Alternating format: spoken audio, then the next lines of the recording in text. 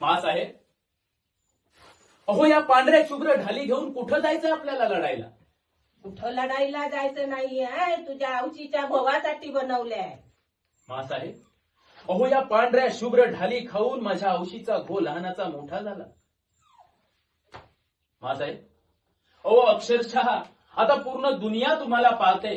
अहो तुमचं साम्राज्य 20Kच्या बाहेर जाऊ पाहतंय. असं असताना औशीचा घो हे शब्द तुमच्या तोंडी शोभा देत नाहीत मातोश्री.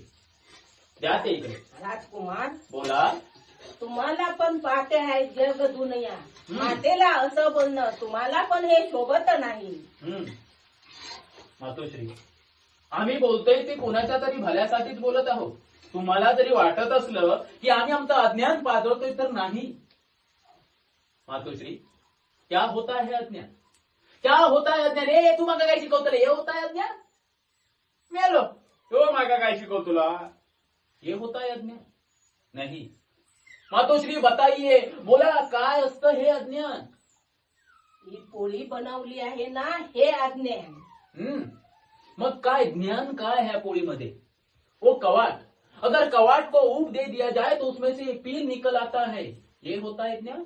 हो, हे होता हे ज्ञान. और उसमें से अगर वो पडला वो फुटला तो उसमें से पोळी करते हैं. ये होता है अज्ञान. हे होता हे अज्ञान. म्हणजे तुमच्या हातून तर पाप घडलं मातोश्री. हो, तुम्ही एका निष्पाप पिलाचा आज येथे मृत्यू केलेला आहे. त्याला तव्यावरती भाजत आहात. तुमच्या मनाला काहीच कसं वाटत नाही. आज मी अंड्याची पोळी खाणार नाही. एक वेळ बुर्जी चालेल मला.